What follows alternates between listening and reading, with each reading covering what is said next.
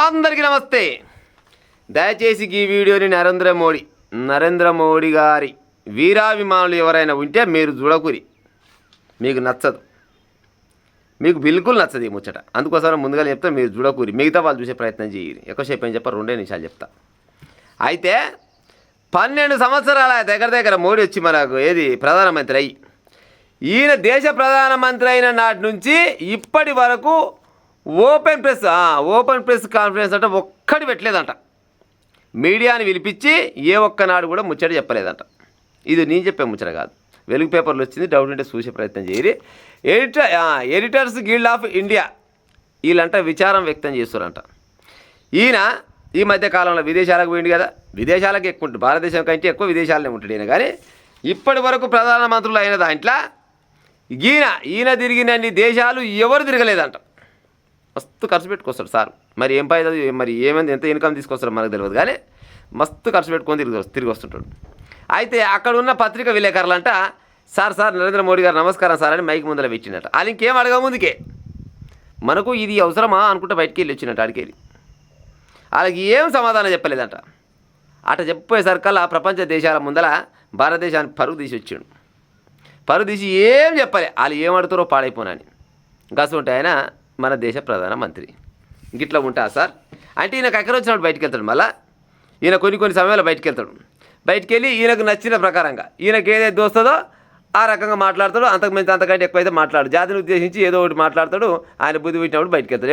ఎప్పుడు వచ్చిండు దాదాపు అయితే ఓసారి కరోనా టైంలో బయటకు వచ్చి ముచ్చట పెట్టిండు.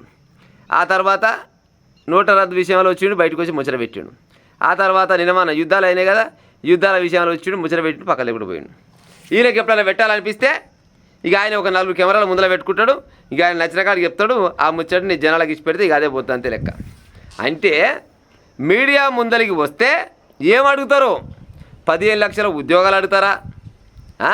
2 కోట్ల ఉద్యోగాలేమో, 2 కోట్ల ఉద్యోగాలు అడుగుతారా? లేకపోతే పేదలకు ఇస్తున్న 15 లక్షల రూపాయల గురించి అడుగుతారా?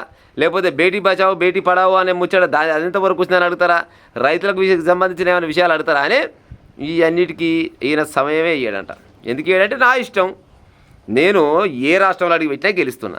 మరి ఎట్ట గెలుస్తున్నా ఏం కథ అనేది జనాలు అందరికీ ఎరికే. కానీ ఈయనకు అసలుకు పత్రికలో అంటే విలువనే లేదంట. ఇవాళ పొద్దుగాల మా ఛానల్లో ఇదే ముచ్చట చెప్తే 2-3 కామెంట్ చదివిన. వాళ్ళకు మరి నెలకు జీతం తట్టుండి పాడే నరేంద్ర మోడీ. ఎందుకు రావాలా మేము ముందరికి, ఏమెక్కడికి రావాలా మేము ముందరికి అని ఒక ఆయన పెడతాడు. ఇంకొక ఆయన అంటాడు, నరేంద్ర మోడీ రాకున్నా కానీ అన్ని రాష్ట్రాలలో ఎట్టా గెలుస్తున్నాను ఒక ఆయన అంటాడు. అయ్యా, ఎవరికైనా ఒక గాలి వస్తుంది, పాడైపోను. ఇసగాలి వచ్చినప్పుడు ఇసగాలి అందరూ కొట్టకపోక తప్పదు. కానీ ప్రస్తుతానికి ఆయన గాలి నడుస్తుంది కాబట్టి వస్తున్న, అంతకని మించింది ఏం లేదు అడ. కానీ ఇక కొంతమందికి నచ్చదు కాబట్టి ఈ గాలి వాళ్ళు కామెంట్ ఆడ పెడతా, నష్టం లేదు. కానీ మరి కనీసం మీడియా అనేది ఒకటి ఉన్నది. మరి నేను గిది చేస్తున్నా, గిది చేయాలనుకుంటున్నా, గిది చేయబోతున్నా అనే ఆలోచన చెప్పాలి కదా. ఏది చెప్పడు, ఎంతసేపటికి తనకు నచ్చితే ఏది నచ్చితే గదే ముచ్చట. కాకపోతే సరే మన దగ్గర అయితే మరి చెప్పలేవు. కానీ విదేశాలకు పోయినప్పుడు విదేశాలలో ఉన్నోళ్ళు కూడా వచ్చి మైకి ముందర పెడితే కనీసం వాళ్ళు ఏమడుతారో సూచన మరి దానికి నాకు సమాధానం ఉంది లేదు అని చెప్పాలి కదా. విదేశాలకు పోతే భారతదేశం పరుగు తీసేస్తుంది నరేంద్ర మోడీ గారు. గిట్ట ఉంటే అది నీ ముచ్చట పాడైపోను. నాకు తెలిసి ప్రపంచ దేశాలలో ఉన్న ప్రధానమంత్రులే కావచ్చు, అధ్యక్షులే కావచ్చు, ఇంకా ఎవరైనా కావచ్చు, ఎవరైనా కానీ ఎప్పుడో ఒకసారి మీడియా ముందరికి వస్తారు, గిది అవుతుంది గిది పోతుందని చెప్తారు. కానీ ఈయన మాత్రం మీడియా అంటే ఆమెడ దూరం వస్తాడు. మీడియా అంటే వాస్తవాన్ని చెప్పాలంటే ఈయనకు భయం అవుతుంది, పాడైపోను. మీడియాలో అన్నప్పుడు ఊకుంటారా, ఏదో ఒకటి అడుగుతూనే ఉంటారు, గజ్ చేస్తాంటి గిజ్ చేస్తాంటి. మరి అన్నిటి సమాధానం చెప్పాలంటే ఆయన ఉంటే మన దగ్గర అదేంటంటే, అమ్మో దేశం కోసం ధర్మం కోసం నేను గాయని చెప్తాను అని అంటాడు.